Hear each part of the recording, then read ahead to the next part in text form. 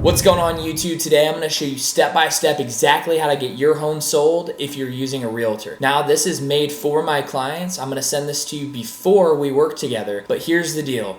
This is super important for every single person in the United States if you're going to work with a real estate agent, so I want to make sure that this information's out there. So when you interview your agent, make sure if they don't bring this up during the initial meeting that you ask them these questions, because this is what you need to know if you want to make the most amount of money and sell your house in the fastest amount of time possible. So here we are.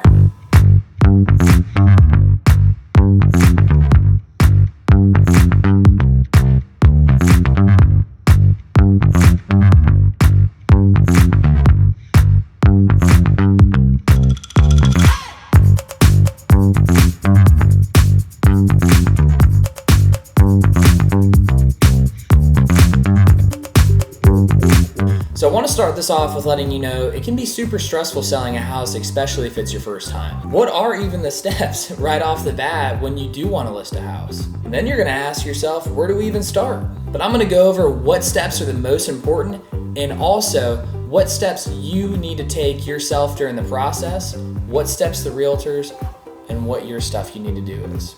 Because at the end of the day, you need to understand what you can control and what's outside of your control, so you can focus on the important things and not be nervous throughout the whole process, because the whole goal is to make sure that you're comfortable and confident when you sell your house so that you can focus on the most important steps throughout the whole process.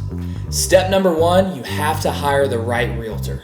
And the reason being is a house really only sells for two reasons. Number one, the house is priced properly to the market, right? You need to look at the solds, what's currently pending, and then what your competition is. And then number two, it comes down to your marketing. Because over 90% of houses get sold online with the buyer seeing it for the first time. You need to make sure that there's a marketing plan out there that consists of videos, of photos, of advertisements on social media platforms in order to get that house out to the general public. Because if those two things aren't right, the house is overpriced or underpriced. Even underpricing your home can actually make it not sell. And then number two, actually having those people see that house online. So in order for that agent to price your house correctly, you need to see the evidence, the data. It's called a CMA, comparable market analysis, of how they came up with that specific number. And then what is their aggressive marketing plan? Are they just taking photos, putting a yard sign out front and we're sitting back on the MLS? Are they proactively taking professional photography, drone footage, professional photos? Are they doing a walkthrough presentation of your home? Are they on YouTube, Instagram, TikTok, LinkedIn, Facebook? Are they running targeted advertisement to get people to come over for an open house? Are they generating an outbound phone calling to find buyers for your property? What is their marketing plan? You have to ask them, because that is one of the most essential things when it comes to selling the actual property. And the final thing is, when you're hiring a real estate agent, you need to ask them, what are their specific programs? I'll name off a couple of ones that I specifically have, and then maybe you should ask your agent if they have similar programs in order to get your property sold and for the process to be streamlined. First, I have my easy exit agreement. I don't do any long-term contracts. If I'm not fulfilling my obligation of getting your house sold, you can fire me. You're the employer, I'm the employee. I need to show up, get your house sold for the most amount of money in the shortest amount of time. So if that doesn't happen, you're gone. Number two, I have an 89-point marketing program. So I go step by step, 89 points to make sure every single house that I check off goes through the steps in order to get that house sold extremely fast and for the most amount. Next, my marketing program has 89 steps. I go step by step from start to finish. Every single house is sold the exact same way, and I don't miss anything. So you need to ask about that marketing plan. Then number three, I have a communication guarantee. And what that guarantee means is I will call you, good, bad, and ugly, every Tuesday to let you know what's happening on the market, what's happening with your house, how many showings you had, and what direction we're moving in order to get this property sold. Number one reason people complain about realtors is poor communication. Make sure they have a communication guarantee in there somewhere. Then the next thing that I offer is what's called my Smart Seller program. While I sell your house, you sell your house too. Maybe you find a coworker, friend, or family member and they want to purchase your property.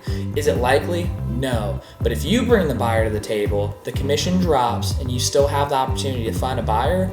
while you save money on real estate fees. And then lastly, your certified pre-owned home program. You do an inspection, an appraisal, and then you also have somebody come through and professionally clean the home, and we put the stamp of approval needed on there to make sure that the buyer who comes is super confident that the house is what it is, and we can get you top dollar for the property. Those are some of the programs that I specifically run with my real estate team. If you're interviewing an agent, make sure you ask them what programs they have to offer. Number 2, we need to create a solid game plan. And this game plan starts off with the price. Now, what a realtor or agent, okay, real quick, a realtor is somebody who's part of the National Association of Realtors. An agent is just someone who has their license. Someone who's a realtor has to abide by specific ethics within the real estate world. So if I'm interchanging those words, that's what that means. So the first thing comes down to price, and there's 2 things that we need to talk about when it comes to price. Number 1, we're gonna do a comparable market analysis on your property today's date compared to the other houses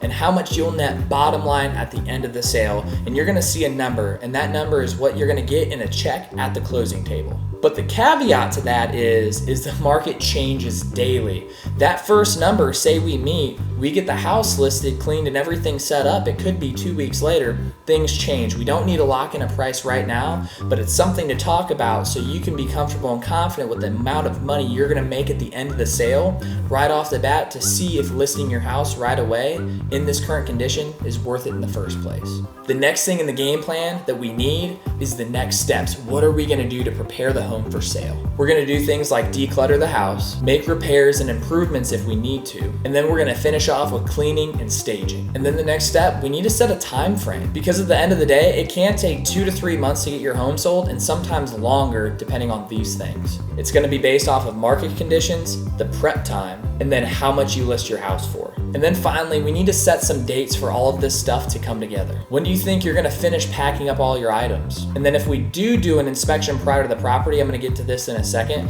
what's the time frame like that gonna look like? And then if we do choose to do repairs and improvements, when do we think those are gonna be finished? And then we're gonna finish off with the cleaning, the staging, and then the photo shoot. All of these items are gonna be within dates, so we know exactly when these things are gonna happen, and you can be confident through the whole process knowing that this is gonna be the time frame.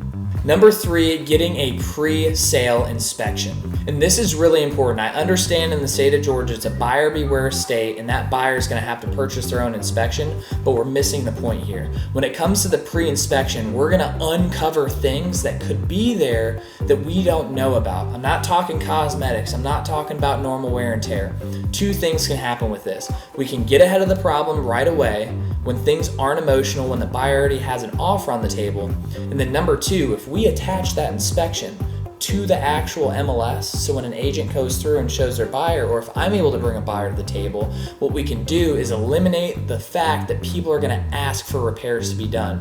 When they already know what's wrong with the property, they're less likely to ask for those repairs to actually happen. And typically here in the state of Georgia, your inspection is gonna cost about $375. It can go up to about $425 to $450 if there is a crawl space, but that's the amount of money you're looking at when it comes to that inspection. So I'm gonna read off a list here real quick. The inspector is going to go over the foundation, the basement if there is one, attic, electrical, plumbing, water heater, floors, windows and doors, heating and cooling systems, window ceilings and walls, and then the roof. So what we need to do after that is go through those items. We're not talking about cosmetics, we're not talking about normal wear and tear, and figure out the big ticket items. Items that we know a buyer are going to request no matter what. Because if we can get ahead of that, we can have all the leverage when it comes to the negotiation with the purchase and sale agreement after they finish their inspection. Number 4, we're going to prepare your house to actually sell. And the most important thing to understand during this process is we need to take emotion off the table. This is a business deal. When we interact emotions with business, things don't work out. And if you can think of it with a business mind, you're going to be able to get more money for the property. And to prepare, we're going to start with decluttering your home. Because something that I've found out is buyers love, including myself, extra space. And here in Georgia, there aren't many basements. So most people have to use the attic, and then they use closets for all their storage if they don't have a storage unit. When a buyer's walking through a house and looking around and they open up a closet door and it's super cluttered, you need to understand that they're envisioning all their stuff that they're gonna have to move over to this new home, and all of a sudden they think, oh honey, we don't have enough room now. We certainly aren't gonna have enough room if we move. But the thing is, It could be a deception in their mind when they're looking in these closets. They could be bigger, but all this stuff is stuffed into them. We need to declutter. And the easiest way to do is to go by room and create 4 piles. You're gonna have trash, sell, keep, and then donate. And out of these 4 things, you can do with those items what you wish, but the extras, the things that you're gonna keep, go ahead and store that in the garage. Buyers know that you're currently moving and that the garage can be your perfect place to be able to store all the extras that were in the house prior. Next, we're gonna make minimal repairs. But before you go ahead and tackle these repairs, make sure you get with your realtor or get with me to go over what needs to actually get done, because we do not wanna overdo it. Now, you can ask another agent or myself of what we think we should get done, or when it comes to who we should actually use, like contacts that we have in the local area. But there's a few websites that you can go on, like Home Advisor, Thumbtack, and Porch, that will actually have the top people in the industry. You can look for 5-star reviews, and you can actually get quotes over the phone to see how much things are gonna cost in advance. And then the best part of this is you attach that repair sheet to the inspection sheet that we did prior, and all of a sudden that buyer knows that you went out of the way to make sure that the home they're about to move into is move-in ready, and it's gonna be something they really appreciate. And the thing is with that, the buyer's gonna get a little bit of emotional, and it gives you the better chance and you the leverage during the negotiation process, because you're already the good guy preparing the home for the buyer. But something we need to know is when we do make these improvements, we only want money-making improvements. And they generally break down to these 4 things. Number 1, we got flooring. 2, we have stainless steel appliances. 3, we have landscaping for that curb appeal outside. And then 4, we have interior paint. Now, out of these 4 things, those are the ones that are gonna make you the most amount of money on the actual sale of the house. Visually, the buyer thinking that the house is worth more, and also it just improving the overall value. But again, we don't need to go overboard with this. The most you want is curb appeal. So at a minimum, you can get the walls painted and get the landscaping outside to really bring the freshness of the house to make it look newer than it actually is, and make the buyer know that they're moving into something that's move-in ready, that feels newer, but all we did was throw some paint up and do some landscaping outside. Then next, one of the most important things is a deep clean. So a deep clean on your house by a professional company that will come in is gonna cost somewhere between $200 to $600 to make that home really shine. Now, if you do want a do-it-yourself project, a DIY, I'm gonna go through a list here real quick of what needs done no matter what, okay? We're gonna do walls, baseboards, floors, showers, sinks, toilets, grout, vanities, door handles, appliances. Make sure you go inside that stove, inside that microwave, and make sure it's all deep cleaned. Countertops, cabinets, and also make sure you clean the inside of the shelvings within the cabinets. Windows inside and out, window coverings, and then your vents. But one step further with vents, make sure you go through there and actually replace the filters. It's gonna give that nice new smell in the house, and something that I found out is a lot of people are nose blind. It's scientifically proven if you smell a continuous smell for up to 3 hours, you become nose blind to it. That natural scent within your house, you can help filter that out so it smells fresh when a buyer walks through simply by changing those filters out. Number 5, staging your home. Now, for the easiest way for you to understand what staging your home looks like, I'm gonna throw up this image. This is an image of a home before it was staged. And now let's throw up this image, okay? This is a house after professional staging comes through. Now you see the difference. Now, if you plan on living inside your house while you're still selling the property, there's a few things that stagers will actually do. They'll mix your current furniture with stage furniture, and they'll recreate the design inside to make it the most appealing for the buyer's eyes. A lot of them actually do free consultations as well, because the typical price can be somewhere between $600 to $2,300, but what I found out, the national average sits right about $1,400 to get your house staged. Now, before you think $1,400 is a lot of money, statistics show that buyer's agents who work with buyers say on average the offer price goes up between 1% to 5% more money when a house is professionally staged by a home stager. And then also statistics show that 80% of buyer's agents said the reason why the offer was made when it was because the buyers fell in love with the house due to how awesome the staging was that really brought out the characteristics of the house while the buyers were in the property. And also, before your home goes on market with the video and the photos, a bare home, unless it's a new construction, a lot of things can be visually seen, like scrapes on the walls, or maybe there's some damages within your home. The home staging is really going to be able to cover a lot up and really boost the value of your property in the buyer's eyes. Number 6, we have professional photography and professional video. Is super important because nowadays over 90% of people start the home buying process and decide which home they want by seeing it on the internet. So when it comes to professional photography, you cannot, no. Somebody tries to take photos with an iPhone,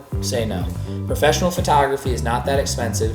Me as an agent, I pay for it out of pocket, and then I professionally do the video, or if it, depending on the project, I hire the video out. It is very, very important. The first thing a buyer is going to see, they're going to be scrolling on a website or scrolling and seeing an ad online. They're going to either see pictures or they're going to see that video. And if they don't like what they see, they will simply go on to the next, because something you need to understand, they're not really looking for the house they want. They're looking for reasons why they shouldn't look at it. They're trying to convince them, no, we don't need to drive to this house. But if we can convince them that this is perfect visually with their eyes on the internet, we will get them in the house and we will get them sold on the property by getting them very emotional while they're inside your home so they fall in love with it. Number 7 is going to be the seller's disclosure. Now the seller's disclosure, please fill this out to the best of your knowledge. It's a 7-page sheet within the state of Georgia, and it's going to go over things like what's the age of the water heater, what's the age of the roof, is there damages that you can't see with your eyes that you personally know about. Make sure you fill this out to the best of your knowledge, because if you don't, you can lead yourself up in a lawsuit. But it's sometimes don't freak out about that, I promise. If you do it to the best of your knowledge, it's going to be good enough. And then number 2, on the bottom of that seller's disclosure, you're going to check off, does the fridge stay? Does the microwave stay? Does the chandelier stay? And then there's going to be a spot below that you can add in certain things. And it's super important that you fill this in correctly the first time, because on the final walkthrough, like I'm going to go over here in a second, is that buyer and that buyer's agent is going to walk through and have that seller's disclosure, and they're going to walk through your house and make sure that all those items are there prior to closing. If you accidentally take the second fridge, but you listed both refrigerators on the seller's disclosure, there's going to be a problem. Number 8, we need to set the best listing price for the property now that all of these items are done. Because at the end of the day, your home is actually worth what a buyer is willing to pay for it. But we need to understand something. That number right there, we need to understand we can actually leverage that to attract even more buyers to the property. Because most sellers think that your purchase price right at the beginning, that price that we listed at, is the maximum amount of money that you can get for the property, and that is absolutely false. Because if we leverage this right, that initial asking price can be a lure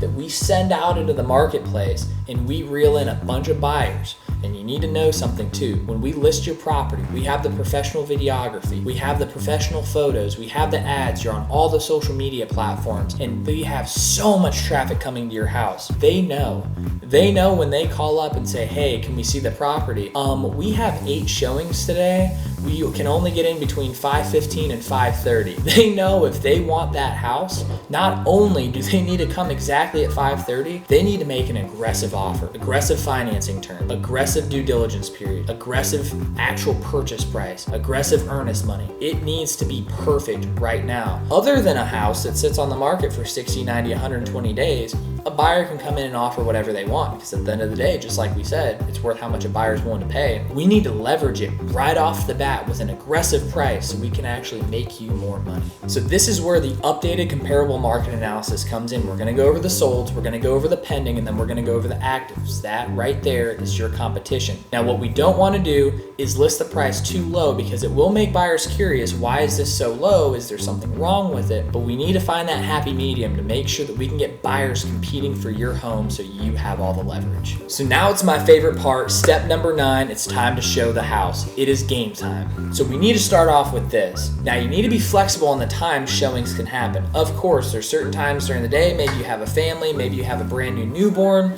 and you just simply can't get into your house. But understand this, every time you turn down an appointment is an opportunity. You could have had an offer, and if you say no, that buyer, if they need a house right now, they're gonna go find another one, and you might have missed out on a chance of selling your house. But here's the thing, we're gonna go over 2 things of showing your property to be able to get the most amount of people there, most amount of people to walk through, and it all starts with a proper mega open house. Now we're gonna go over the open house real quick. Okay, sure, 2021, 2022, there weren't a lot of open houses because houses sold in 14 seconds for $10,000 over asking price. That train, it left the station. Interest rates are up, buyers are a little bit more nervous now, and that just doesn't happen anymore. But we need to understand a proper mega open house is something that can drive 20, 30, 40 buyers to your house.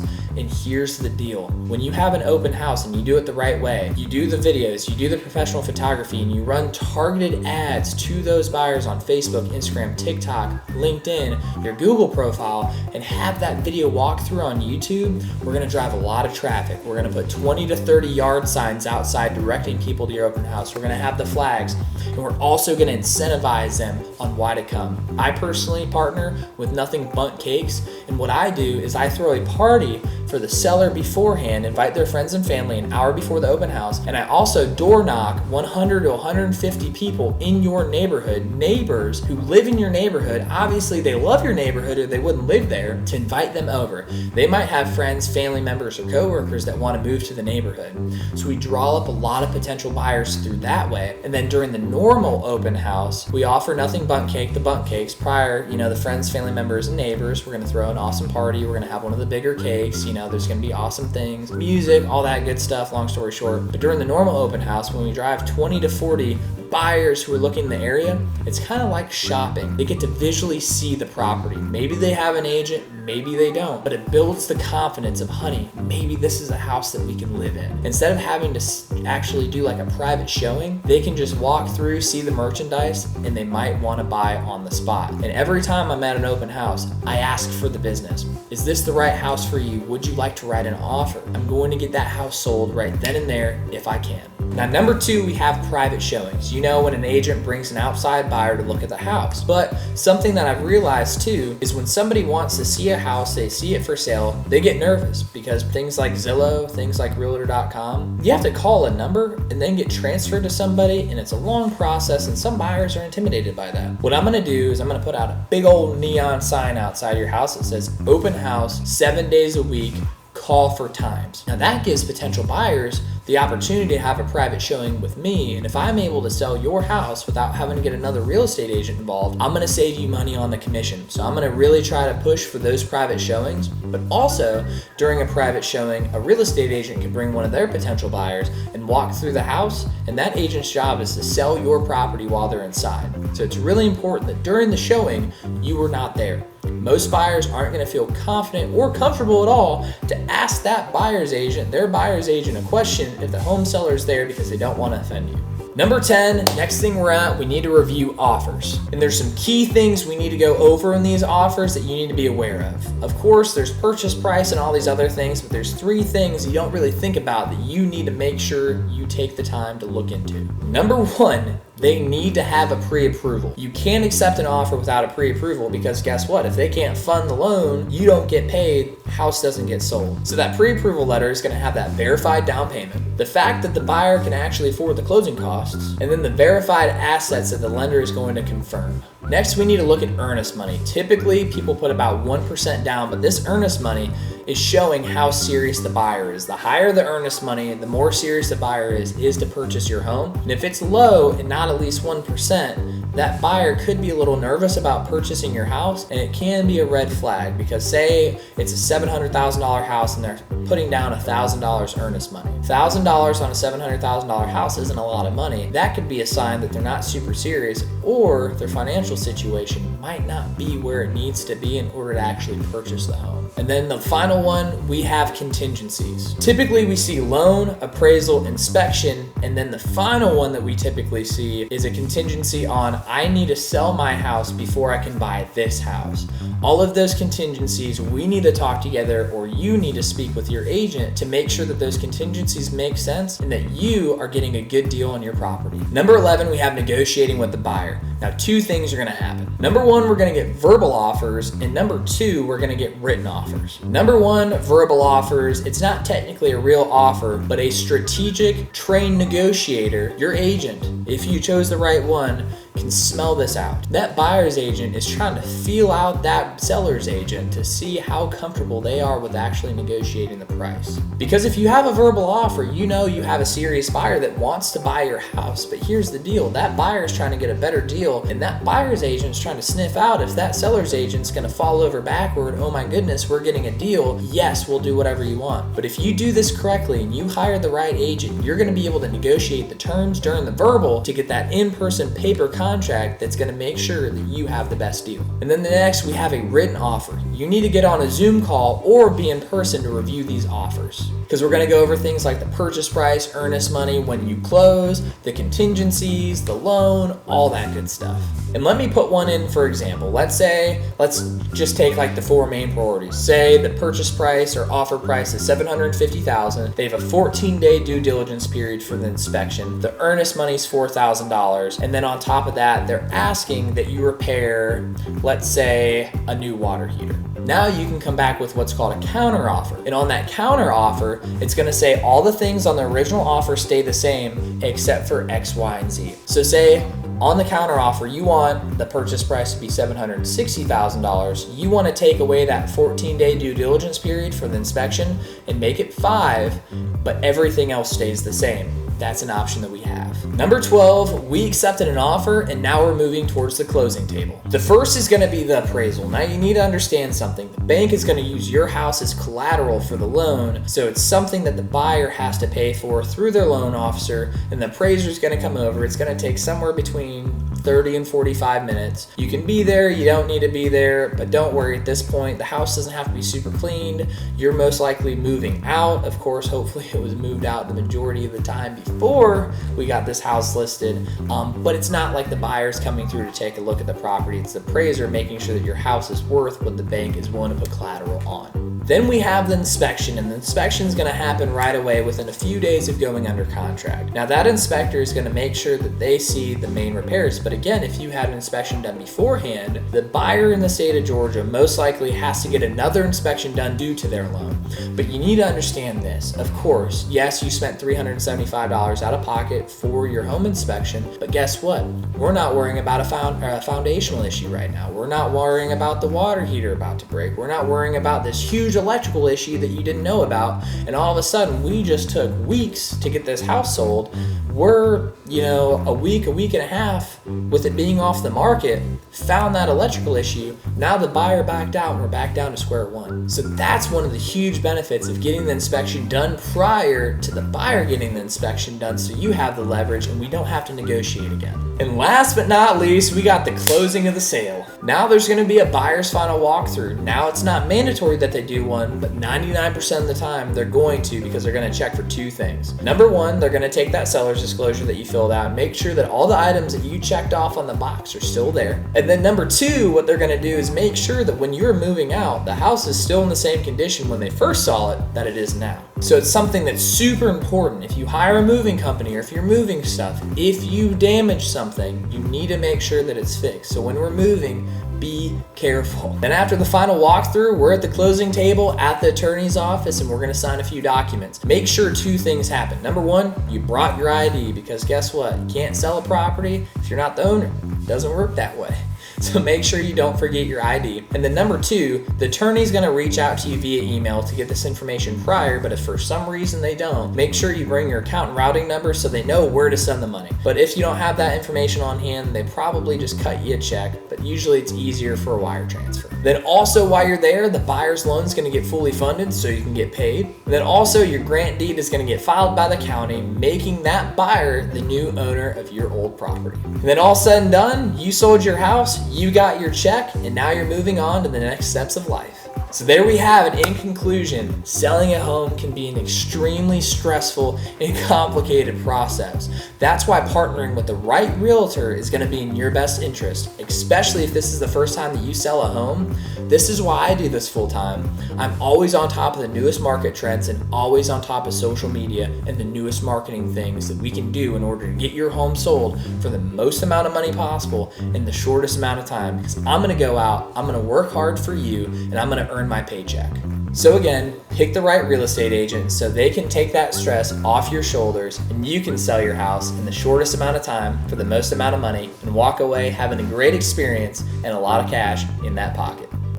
Thank you so much for staying until the end of the video. If you found some sort of value, please like, subscribe, hit that bell notification so you know the next time I put out another video. But here's the deal. I need your help. I need you to text me at 478-220-8220 and give me some suggestions. I don't just want to post these videos for my enjoyment. I'm here for you. If you want to see more property tours or maybe some other stuff to do in the Middle Georgia area, let me know. I'd love to know about your suggestions. And also go in the comments below, type them down there, and I'd love to get started on the next project.